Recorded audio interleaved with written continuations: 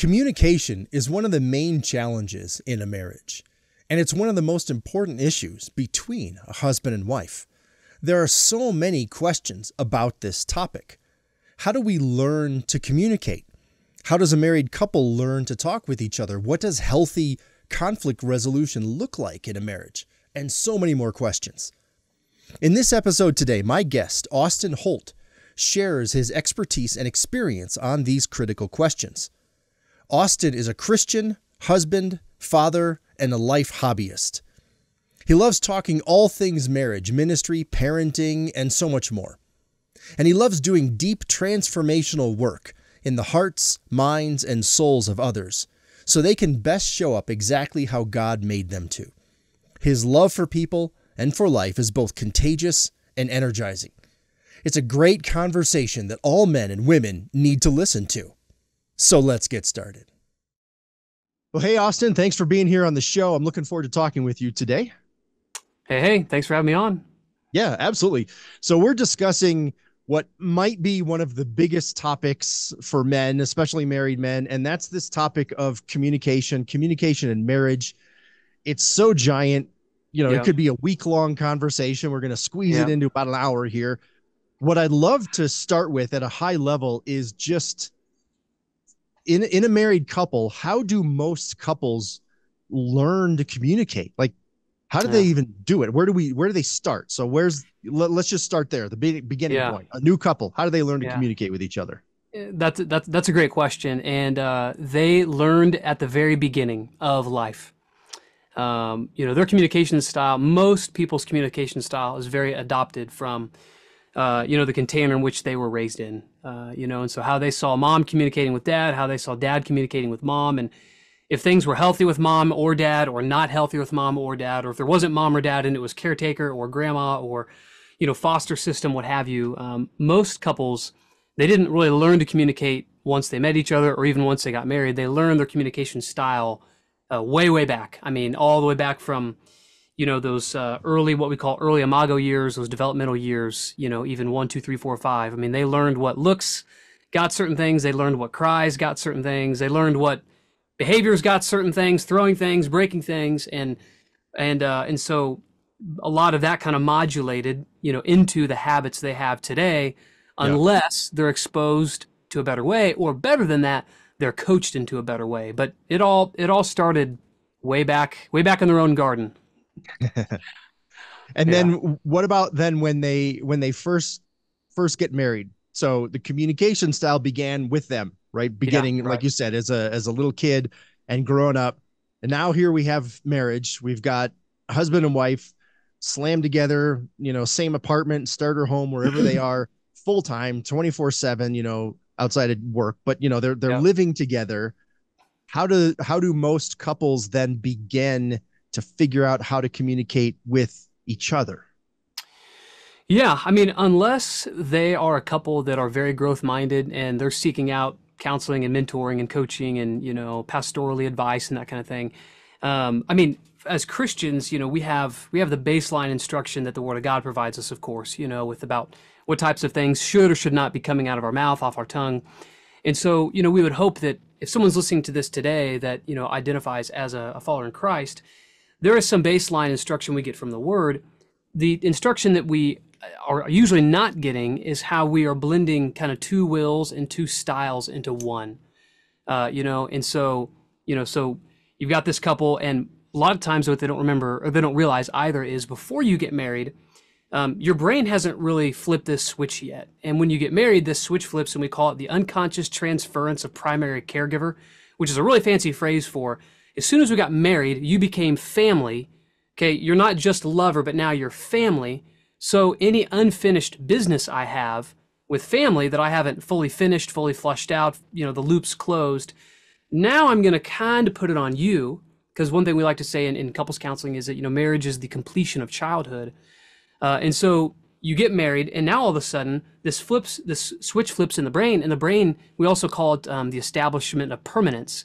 So now the brain is like, all right, this person's not going to leave me because we're married now. We're not just engaged, but we're married. So now I'm going to start to let a slightly different style of communication and a slightly different way of relating kind of come out because I now see my spouse as family through the lens of family, not just through the lens of lover and spouse. So they could have a communication style when they're dating, they could have a communication style when they're engaged, but then when they get married, a whole different set of circuitry starts opening up to where they're not going to necessarily be as sweet as honey maybe anymore, or they might be a little more passive aggressive. They might be a little bit more like, hey, you need to be anticipating my needs, and I don't want to have to tell you what I need. I want you to just do it, which is something we don't agree. That's not something we teach, of course. But so now the communication gets way more complicated, and because let's just say your wife is talking to you, Warren, and let's just say that she's not fully conscious of just her old attachments to like maybe her dad or her brothers or past boyfriends or whatever. She is trying to communicate with you, but she's also communicating with an idea of you, with what she wants you to be doing for her, based on the agreements you guys have, the conversations you've had. And so communication just gets convoluted because it's not so much just like, hey, I want love, or I want dinner, or I want peace, or I want you to watch the kids. Now communication starts to get layered with the present moment stuff and also old stuff that hasn't quite been resolved yet. So a whole new level, when you get married especially, a whole new depth of communication starts happening.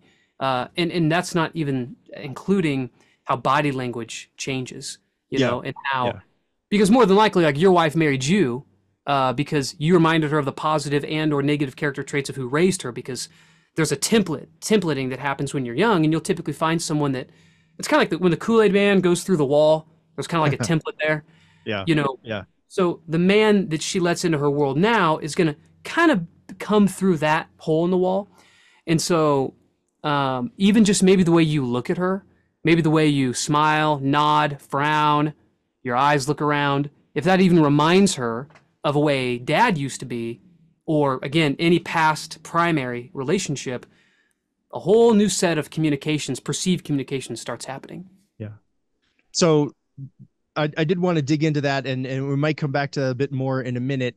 The kind of the nonverbal part of communication and how big that is. But before I get there, I'd like you to give some of your thoughts on this. Sure. So a couple first gets married, and you mentioned a little bit about, coaching, counseling, that sort of thing. It's always been interesting to me how in our careers, we have no problem reading books, no problem going to conferences, no problem, taking courses and all this stuff.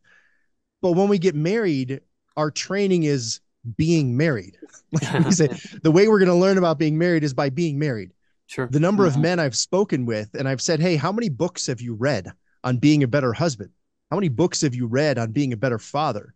Now I'm in this space, so for me, it's a higher percentage than normal, but it's still not unusual for somebody to say, well, I haven't read any books on that.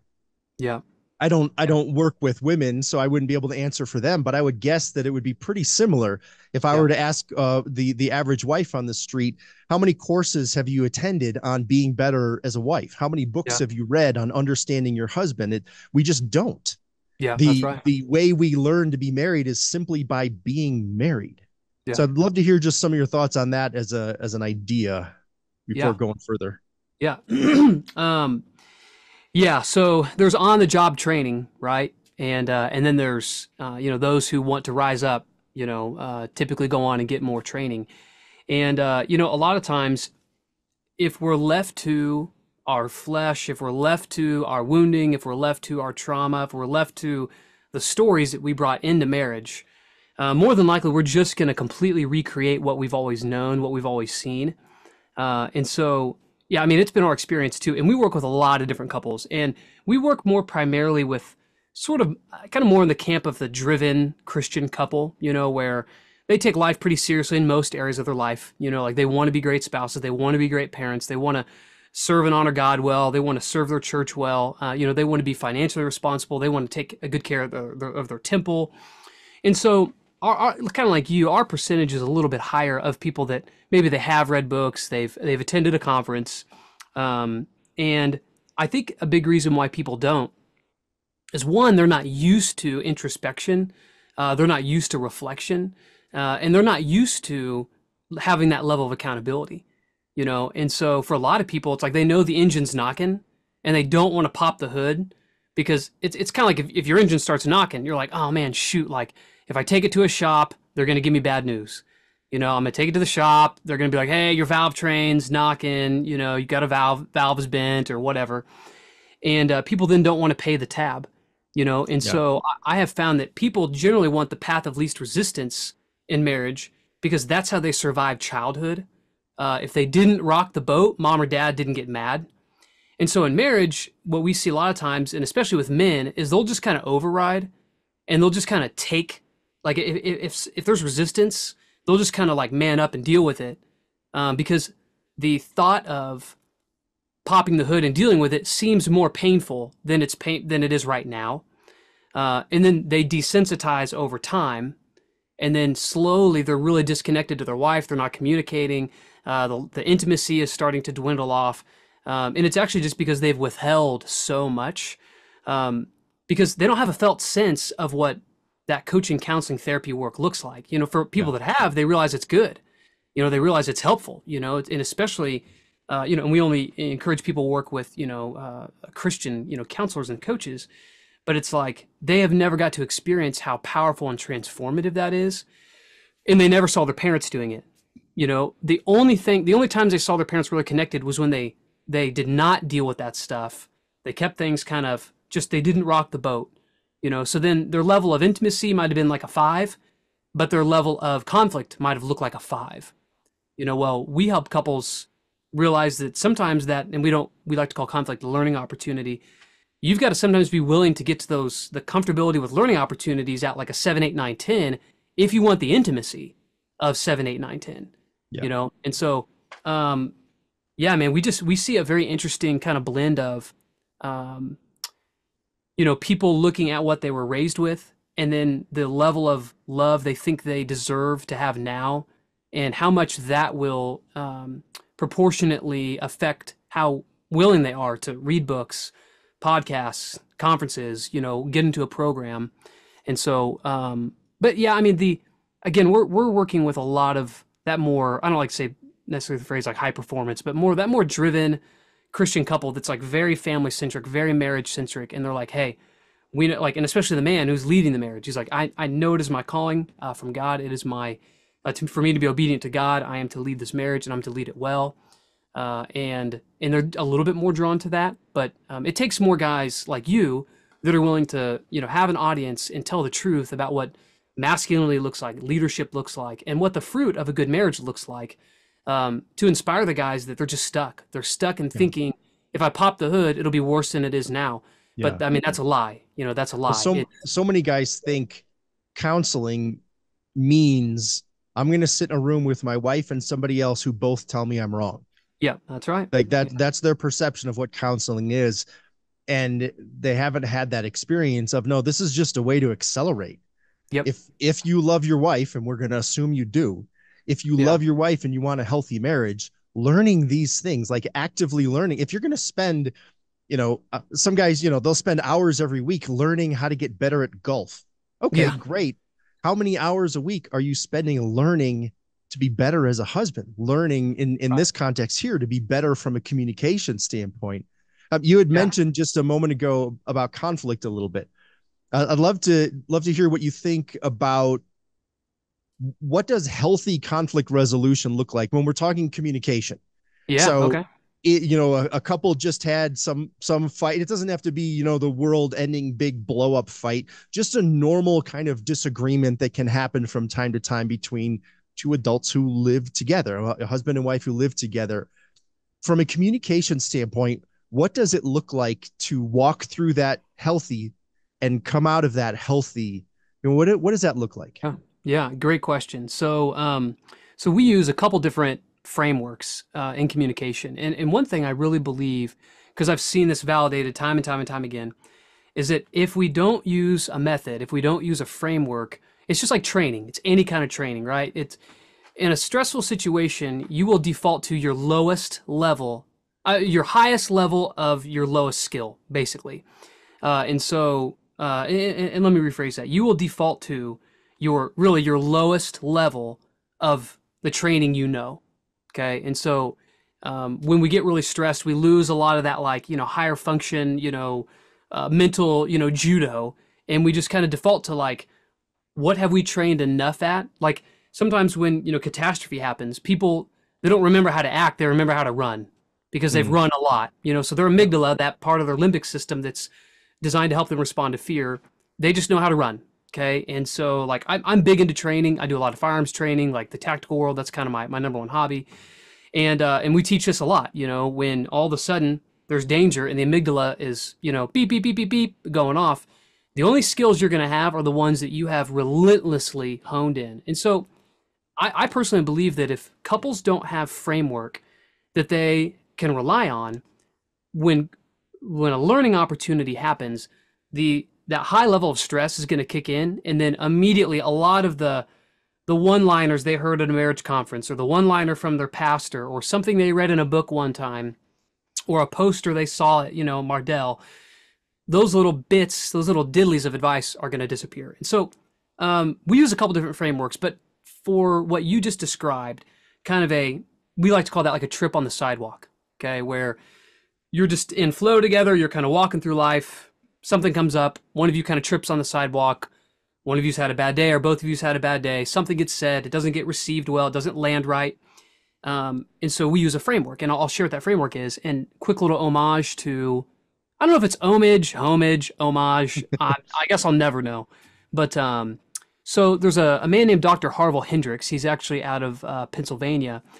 And he was the founder of what's called imago therapy. And imago therapy is a model that we use a lot. Imagos is Latin for image of self, or image. And so he's got a lot of good frameworks that we use. And so we adapted one of his models. And all you have to do is remember the word move. Okay? And I love the word move because I think about like the spirit moving. I think about us moving, like taking action as men. I think about how movement is life. If you remember Brad Pitt in World War Z when he said that, it's like, he's like, movement is life. And I was like, that's good. Like keep moving, or the zombies will eat your face off, or worse than that, feet up. But, movement is life. And so if you remember the word move, M is going to stand for mirror. All right. And so if all of a sudden your wife kind of flips her lid, okay, she kind of goes into left brain, into right brain, and she's big emotions, big feeling. Maybe the amygdala has kind of, gone off. She's really upset. And the number one thing that you do in that moment is you first mirror her, okay? Which is something like, hey, honey, I really appreciate you saying that to me. Let me make sure I heard you right. Let me make sure I heard you correctly. You're saying that you came home, the house was a mess. I told you that I would make sure it was cleaned up, and I didn't do that, and you're really frustrated. Is that accurate? And then she's either going to say, yes, that's accurate, or she's going to be like, no, that's not what I said at all. Let me repeat it. And then she'll repeat herself. And you keep mirroring her until she confirms that you have an accurate understanding of what's going on with her. And the reason we do that is because if you can repeat someone back perfectly, you've proven that you've listened. And sometimes the feminine, all the feminine wants is for the masculine just to listen. She hasn't given you instruction yet. She just wants you to listen, okay? So first thing we do is we mirror. And as we mirror, we go to the O and move, and which stands for open posture. Okay, if you walk up to your wife like this, okay, so what's the problem? Yeah, what's the problem? Get your arms crossed, and you're kind of, you're facing this way, and you're like, yeah, what's the problem? Okay, and you're not open with her. The feminine does not feel connected. The feminine wants to feel like you are facing her, you're present with her. The feminine likes to see your shoulders square. She likes to see that you're facing her head on, and you're not over here being weak, trying to avoid, what's going on for her. So we mirror with an open posture, and then we go to validate. Okay, V in move is validate. And validate would look like, hey, honey, I can totally see why you're feeling this way. I don't think you're crazy. I can totally see why you're upset with this, and I really appreciate you sharing it with me. Is there anything else you want to share? And again, you kind of make sure that you've listened well enough to where you can actually validate. And validating is not the same thing as agreeing. Okay, you can validate your wife without agreeing, right? So it's like, I can see why you feel this way. I can see why you're upset. I can see why this is a big deal to you. Because a lot of times women think it's easy for men to kind of accidentally gaslight women. It's very easy for men to accidentally invalidate what they're going through because we're wired so differently. Okay. And so women just want to know that you don't think they're crazy, because there's stuff that would my wife would be sad about that you and I would never be sad about. Like, for example, we're building our forever home right now. And the other day they just finished all the trim in the house and they had puttied all the trim holes and something about the putty wasn't quite matching with the stain. And she she spent hours and hours and hours and hours and hours filling all these holes. And she felt like really, really bad about it because, the stain wasn't going to look right. And it was just like, as she said it, in my mind, I'm like, this is not a big deal. Like, we have a whole crew coming over today. There's 4 guys in the house right now sanding all of it. It'll take them an hour and it'll be perfect. She didn't want to hear any of that. Okay. She just wanted to know that I didn't think she was crazy or invalid for feeling this way. So I'm like, honey, I can totally see why that's stressing you out. I can totally see why in your heart, you're feeling sad because you did all this work and now you're afraid that the cabinets in our forever home are going to have mixed match stain on it. And she's like, yeah, that's how I feel. And I'm like, okay. So then the E, we go to MOVE. So we mirror with an open posture, we validate, and then E is empathize. Okay. And this is the really powerful part. And this takes knowing your wife.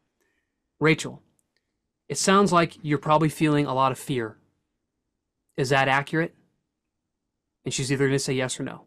Sounds like you're feeling sad. Sounds like you're feeling fear that you think you messed up our cabinets for the rest of our life. Is that how you're feeling? Yes, that's how I'm feeling. And so what I've done is I've listened so well that I could repeat it back.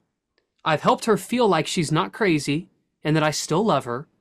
And I've helped her know that I'm empathizing with her feelings. And now I move into the end of it, which is, hey, how can I support you? Because she may not want anything. Sometimes, and I mean, once I train guys in this, or couples in this, 90% of their learning opportunities get resolved by just following MOVE. Now, if some action is required, okay, hey babe, appreciate you sharing that with me. How can I support you? She might say, well, I just need you to call the painters.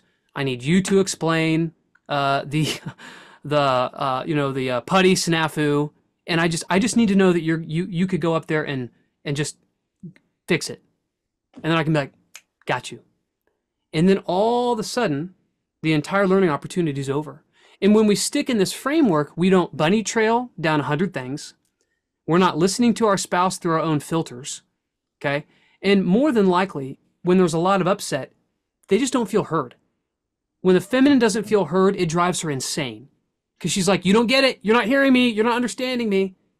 But if I can repeat it back so well that it's exactly what she meant, now I have authority, and now I have trust, and now I have enough connection with her to where she's going to trust what's going to come out of my mouth next.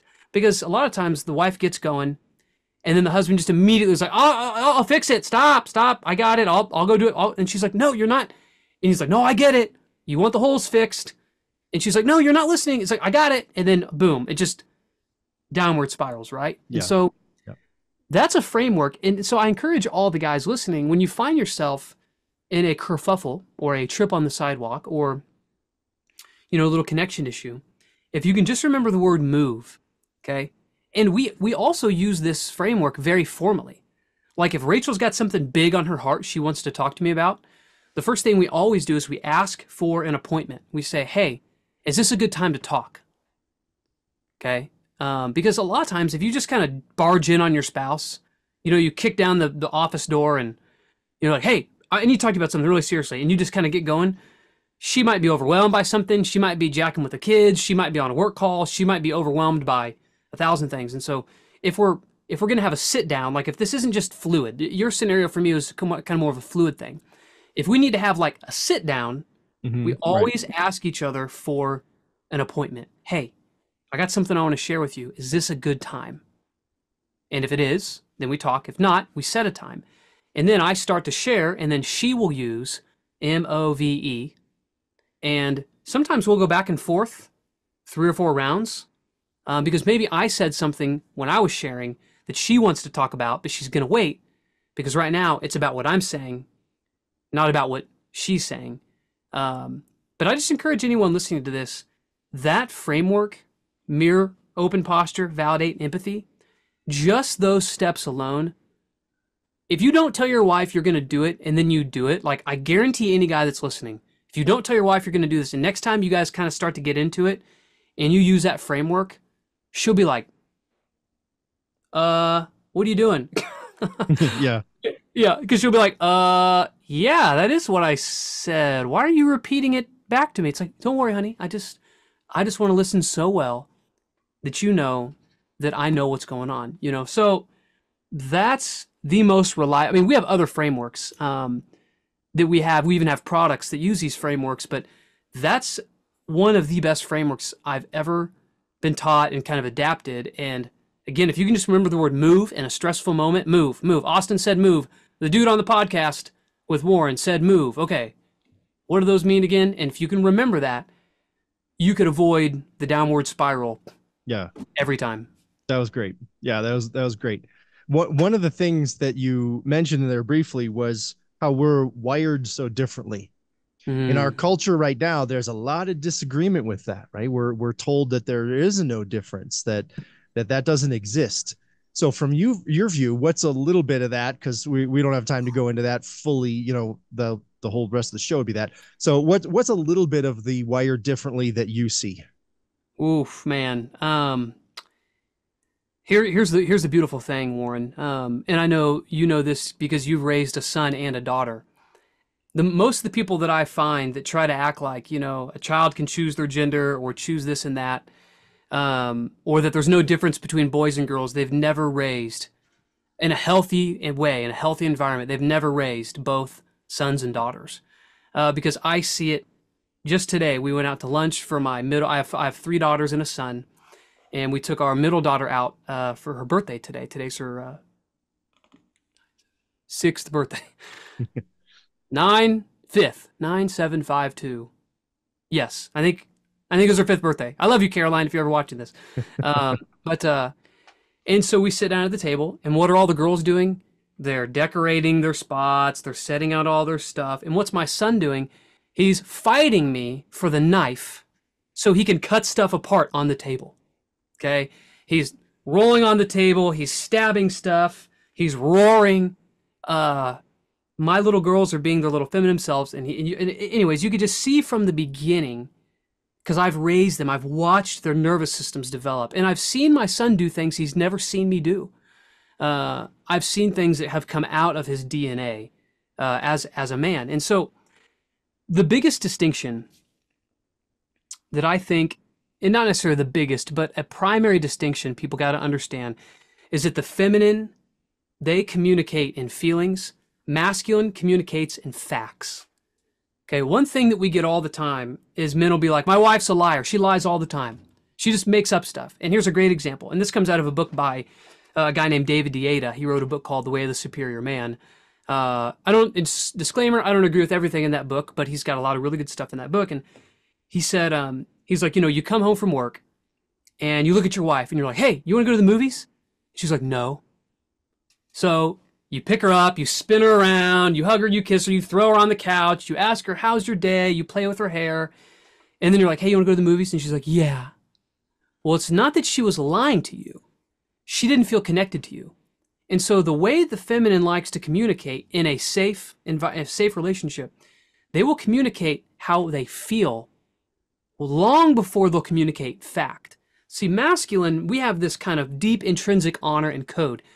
Our word is our honor is our word. We tell the truth, we tell facts, and that's it. And the feminine, they communicate way more through feeling things out. Okay, and you know, in the email you sent me to prep for this, one of the points I wanted to share was really the difference. Like what matters in communication is what we bring with us. Okay, like how we feel about ourselves, how our day has been, how low or how high we're feeling, how rooted, how grounded we're feeling. What we carry with us in our backpack is what matters. Okay, and so a lot of times what'll happen is that something's going on in the feminine's heart. And if she doesn't feel you being present with her, if she doesn't like looking her in the eye and saying, hey, honey, what I heard you say Was it you had a really stressful day at the office? The kids are going bananas. The dishes haven't been done. I forgot to pay the water bill, and you're just feeling a lot about it. Is that accurate? When you're super present with her because you're doing well, okay? She feels that. You and I, we gauge connection off of words way more. Okay, if your wife says, "Warren, I appreciate you. I honor you. You are a great leader. You are a great man. Like, I am proud of you. I am thankful for you." Like those words are what land for you and I in a big way. But the feminine is way more like they read into the body language. They can sense things. Okay, there's a type of psychology called transpersonal psychology. The studies the proximity, like literally the physical space between people, and how you can feel someone that you're close to. There's also interpersonal neurobiology by Dr. Dan Siegel, a whole nother study that will teach you how your brain will physiologically change because of connection. And so all this to say, your wife will feel out how you are doing, and then she'll communicate with you based on her assessment of the connection. We communicate based on fact. And so if you want to really get disconnected with your wife, then talk to her like a man. Okay, there's a lot of times where a man will say to her, "Oh, hey, that doesn't make sense. You just said something else, and now you're saying something different. Like, you lied about that." It's not that she's trying to lie. Okay, it's not that she's trying to flip-flop, like John Kerry. She is literally just trying to be present and fluid with how she's feeling with you. And you can watch the feminine cycle this. Okay, you can see them cycling how they feel about something. And so there's so many differences I could talk about, but I think because today is about communication, it's realizing you will speak in fact, because that's how the masculine is wired. The feminine will speak in terms of connection assessment. Again, you ask her to go to the movies. She probably wants to go, but she doesn't feel connected. So she's like, "Nope, we're not going to the movies." Okay, "Nope, we're not going." You take time to get connected to her, and now she's like, "Yeah, I want to go," because now she feels connected to you. And so women are not liars, but they will generally communicate. They will describe something through feeling before describing it through fact. And once you figure out that flow between the two of you, communication is a lot better. Once you realize that she's not wired to just be logical and factual. Okay, we are. That's our, and it bothers us when things aren't factual. Well, Warren, you and I can get bothered with each other all day about facts. But if you get bothered all day about facts with your wife, it's going to drive her freaking nuts. And just allowing the feminine to just be in her own flow and her own energy and just be kind of the calm in her storm will help communication and connection 100 times over. Yeah. Yeah. And one of the phrases that I like to share with guys on that point is, as men, we often communicate with our wives as they're just curvy men. Yeah. And in reverse, our wives communicate with us, well, he's just a hairy woman. Yeah. Mm-hmm. That's not how it is. Like we communicate and then we listen like way we would want it. Yep, and that's just not how it works. So I do want to go back to a point you said a little bit ago. And that was starting to get into some of the nonverbal part of communication. And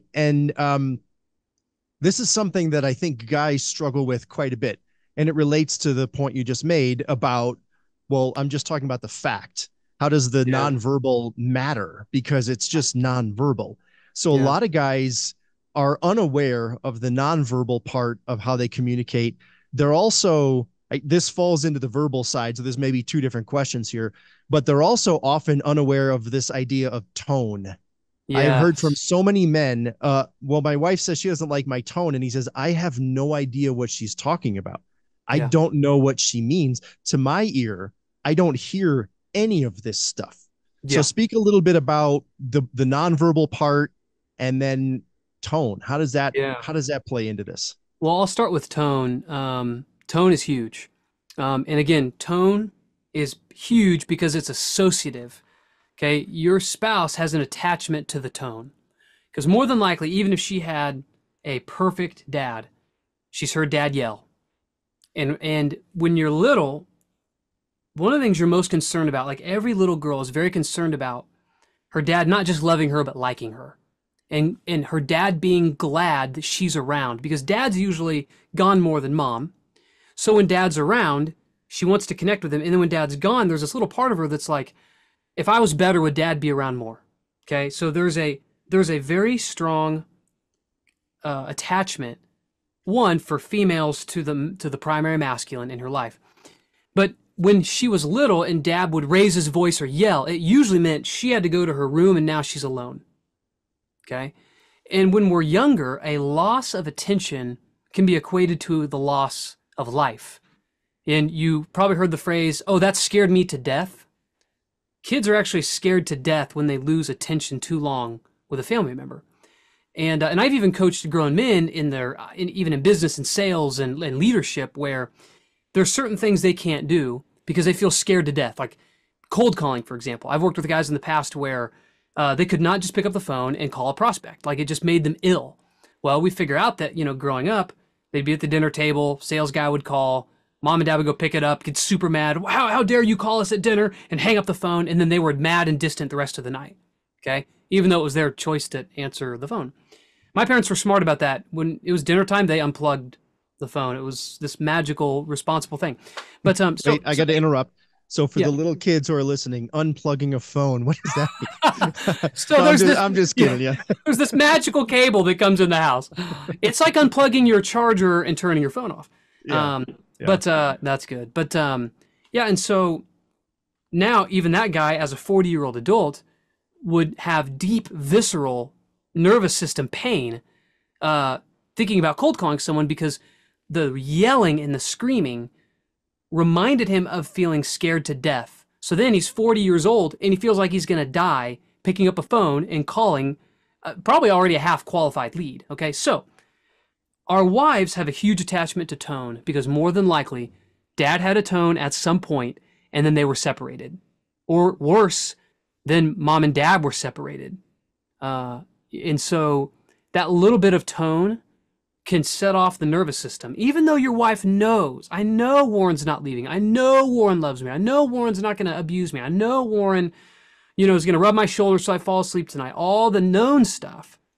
But if the nervous system hasn't healed some of that old developmental trauma, and there's two types of trauma. There's A-score trauma, which is adverse childhood experience. It's very, very, very significant, heavy things. And then there's what we call developmental trauma, which is basically small things that happen over many years. And so if a girl had a dad who had tone, and there was lots of instances where tone was then followed by separation, then sometimes when Warren might accidentally have tone with his wife, now all of a sudden, years and years and years of fear gets brought to that moment. Okay? Like I said, marriage is the completion of childhood. And if we don't know all of our unconscious stuff, we'll bring it with us into marriage. So if your wife has a 99-pound backpack of the dad tone, and Warren just throws a 1-pound rock because he's laying under the car and he needs her to get the 10-millimeter socket, and he's like, honey, get the 10 mil. And just that 1 pound of tone, if that goes in her 99-pound backpack, how many pounds does it feel like? Feels like 100. And so tone is associative. And we have ways that we help people heal that association with tone. But as men, we just have to realize that when our wife has a problem with our tone, she's not trying to be a punk, she's just struggling. Because deep in her nervous system, the feminine has always believed from day one that the masculine is there to protect, guard, serve, take a bullet for her. And so as a kid, when that masculine tone equated to separation, all that's going to be projected onto you now, okay? And how you handle it is going to remind her of how dad handled it growing up. So I've seen couples with amazing marriages, and one of the last things to get worked out is the tone piece, okay? So that's a little bit on tone. Body language, the unconscious stuff. This is another hour podcast, so I'll give kind of my abridged thoughts on it, or paraphrase thoughts. But what's the old saying? You say 80% more non-verbally than you do verbally. You say 4 times as much, whatever it is. And so eye contact, facial. I mean, there is so many studies on symmetry, on curve, on wrinkles, on how someone looks at you, how they look away, how they start away and come to you, how they look at you and then move away. There's a lot of nonverbal. It's we detect it in breath. Okay, if a female sees you breathing in your chest, she's going to be scared because the chest is that more fight or flight breathing. It's that cortisol type breathing. And so if you're talking to your wife and you're like, yeah, babe, and she sees your chest, like her brain, her feminine brain is thinking, he's in war mode. He's like ready to kill an intruder. Like, and that's going to send a signal that you're not trying to send to her. Okay. Your volume, your cadence of speaking, how much eye contact you'll give, how close you'll get to her, whether you will touch her or not non-sexually.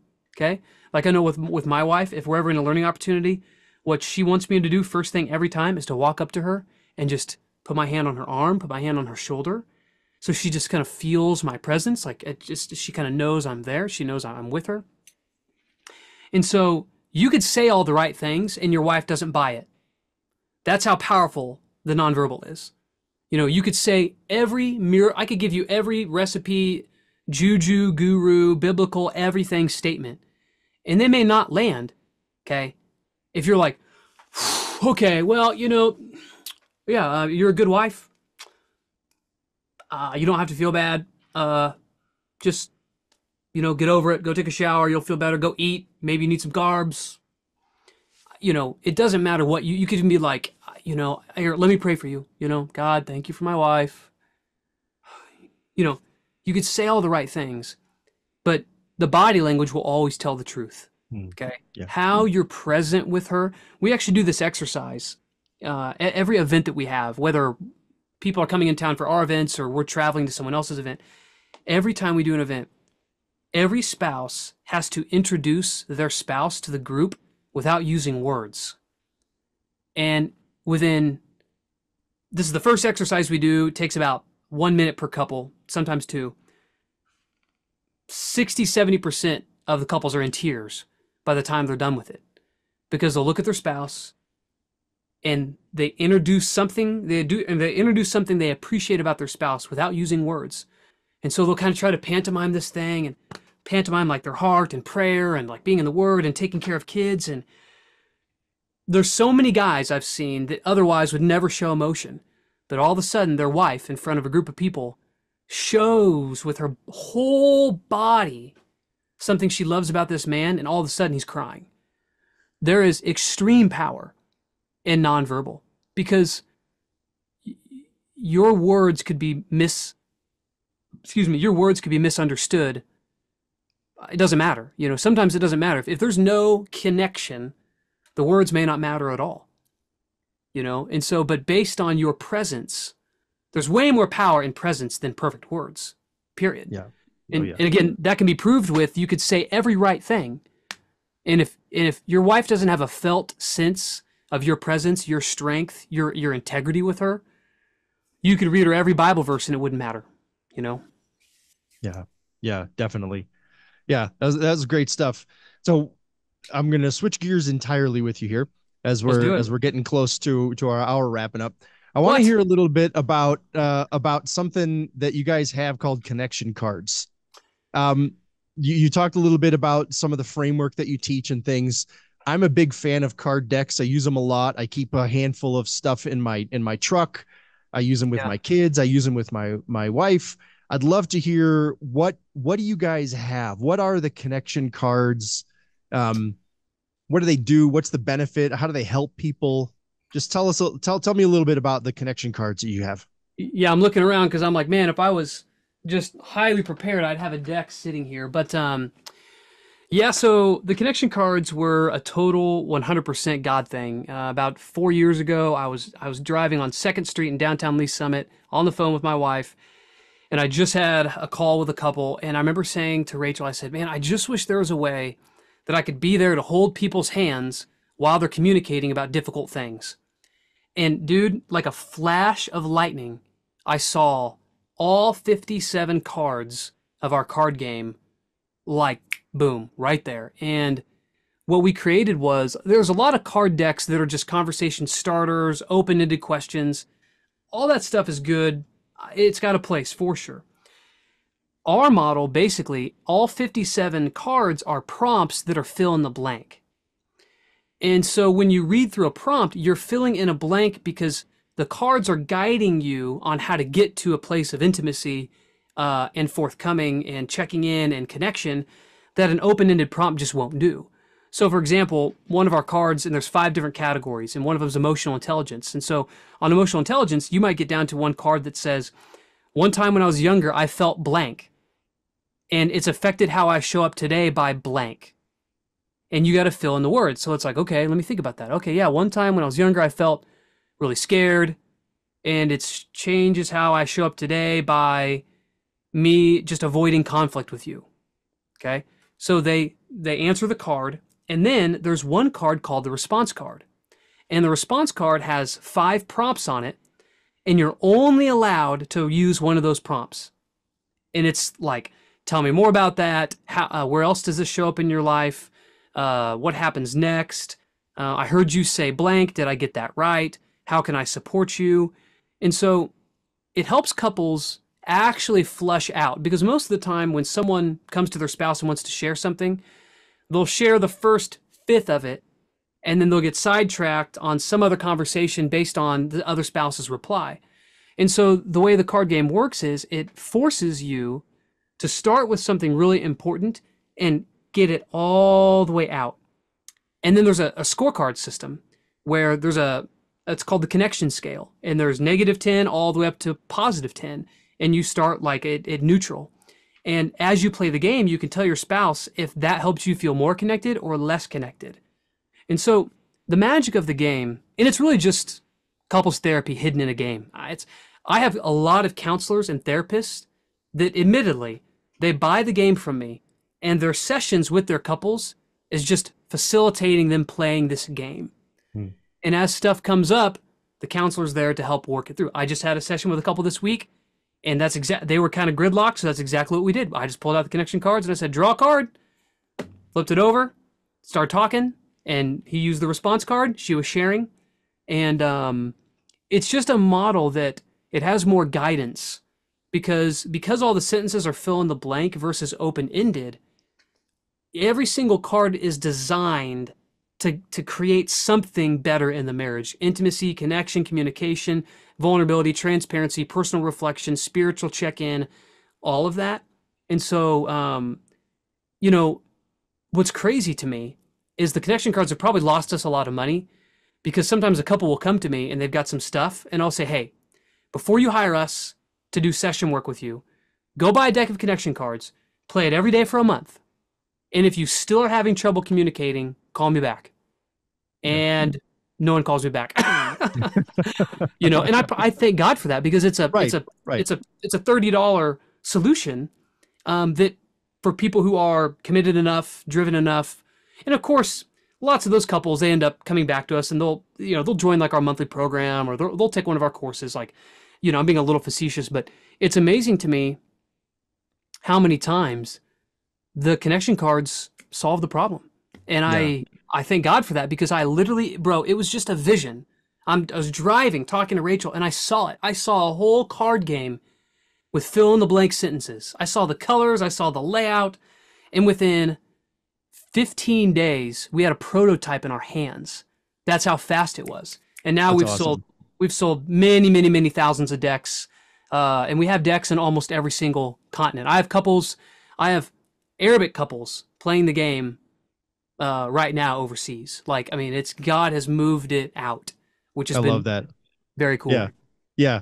I wanted to make sure to ask you about that. It's obviously, the point here isn't somebody go buy the card deck, but go buy the card deck, guys. Like, and those things help. They're great tools and resources. And the last bigger question I've got for you is, the way I like to wrap up the show is what's a final point that you'd like to leave guys with? It could be something that we didn't get to, or something that you wanted to go back and reinforce. So as it relates to the men who are listening to this, who want to get better, want to be good at communication in marriage, what's the final point you'd like to leave them with? Oh man. I would say that,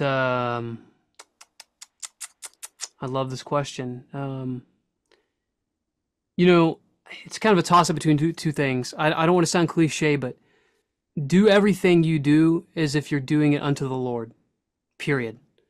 And I think we forget that as men sometimes. And that's my kind of Christian statement. And my life coachy, juju coach statement below that is how we do everything is how we do everything. Or how we do one thing is how we do everything. And so if you're struggling to connect or to communicate with your wife and you're a man of God, my question would be, why are you not doing with her as you would unto the Lord? You know, if all of a sudden you were married to Jesus and Jesus was in your living room, would you be treating Jesus the same way you treat your wife? If you don't treat her with sacred love, if you don't treat her like the holy gift she is to you, God promises that he who can be given a little to can be given a lot. Your wife has been stewarded to you. Your marriage has been stewarded to you. And I can speak from a place of someone who I've built businesses, I've made a lot of money, I've earned a lot of earthly accolades and all this stuff. And you all probably have too. I'm not saying I'm special, but I'm saying that none of that stuff satisfies. I've walked with a lot of men who have lost their wives. I've walked with a lot of men that didn't get enough time with their wives, lost them to cancer, lost them to divorce even. And they all say the same freaking thing. I wish I would have shown up better. I wish I would have focused less on trying to make money or build an empire or build a body at the gym or build my golf game or all these things. And I wish I would have stewarded the gift God gave me better. And so I want to encourage every guy. First of all, if you're watching this podcast, rock on, okay? Warren's a pro. He knows how to lead men. And I honor you for being in his ecosystem, because that tells me you're a man who probably walks with more honor and integrity than the average guy. And so I just want to remind everyone that if we're doing everything we do is unto the Lord, we will walk in a different level of excellence and integrity, and our marriage will fundamentally change. And to double down that point, ask yourself, is how I do this one thing how I do everything? And if you're not showing up in your marriage the way you want to, where else are you not showing up? Because it's probably other places too. And so being men who our actions align with our values, that means integrity. And if you claim to be a man of God, then you ascribe to the values given to us in the Word of God. And so when you walk in accordance to those things, you have integrity. So I just encourage you, be a man of integrity, be a man of faith, be a man who's growth-minded, be a man who's humble. Keep guys like Warren in your ecosystem so that he's in your ear. Go to his events, check out his books, because we are never going to arrive. Okay, we always need input. We always need different perspective. We always need different brothers in Christ to come along and admonish us, to even rebuke us. The slap of a friend is better than the kiss of the enemy. And so stay in ecosystems like this. Do everything you do as unto the Lord. Be a man with true integrity. And I have no doubt that God will unfold his incredible plans for your life. And Warren, thanks for having me here, man. It's been a lot of fun. Yeah, as a great way to wrap up. And just lastly, really quick, for guys who want to find out about you, find out about your work, where do they go? Where do they find you? Yeah, check out consciouschristianmarriage.com. You can find us on Facebook, Instagram, all those places too. But consciouschristianmarriage.com is going to have everything you'll need, I hope. Awesome. Well, hey, I really do appreciate your time today. It was a great conversation. I'm sure guys will get a lot out of what you had to share. Thank you. Yeah, thanks, Warren. You got it.